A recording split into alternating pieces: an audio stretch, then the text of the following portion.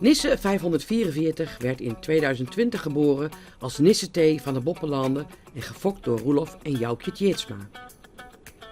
Hij is een zoon van Omer 493, de tweede die een goedkeuring krijgt. Zijn moeder is kroonjuwel Els FT, een 23-jarige kroonsport preferente prestatie A-merrie van Fabe 348. Een merrie die paard van het jaar werd in 2015 en afkomstig is uit merriestam 50. Nisse heeft een verwantschap van 16,3% en zijn stokmaat is 1,67 meter. Nisse 544 is een rastypische hengst met veel behang. Het hoofd is edel en de hoofd-halsverbinding is iets zwaar, maar met voldoende neklengte. De hals is voldoende lang en verticaal gesteld. Nisse 544 is een voldoende langgelijnde hengst met veel front en iets neerwaarts in de romprichting. Hij heeft een voldoende lange hals die goed geplaatst is.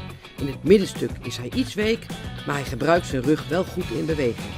Het kruis is lang en iets hellend. Het voorbeen is rechtgesteld en correct van stand. Het achterbeen is iets foos en licht sabelbenig met goed ontwikkelde gewrichten.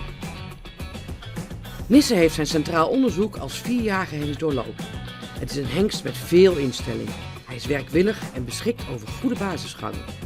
In alle 3 de disciplines scoort hij goed, wat hem een allround sportpaard maakt. Hij komt daarbij uit een fokzekere, predicaatrijke moederlijn met ook veel sportnakomelingen. Nisse is een vriendelijke en aanhankelijke hengst, heel mensgericht, maar een tikje eenkennig. Hij is nieuwsgierig, blij en werkwillig. De hengst toont veel inzet, is scherp op de hulpen en geeft de ruiter en menner een goed gevoel. Nisse 544 heeft voldoende aanleg als rijpaard. Hij heeft 3 goede basisgangen met veel souplesse en lichaamsgebruik en is werkwillig en betrouwbaar.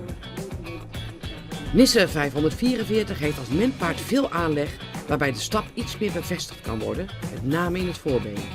De draf is ruim, goed gedragen met veel lichaamsgebruik, maar de hengst mag daarin iets meer opwaarts bewegen. Als tuigpaard heeft hij voldoende front met veel actie in het voorbeen, waarbij hij iets meer buiging in het achterbeen zou mogen hebben. Nisse 544 kan instelling, werkwilligheid en lichaamsgebruik verbeteren.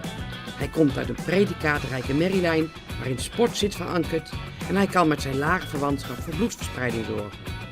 De hengst kan het beste gebruikt worden op merries met een wat strakke bovenlijn.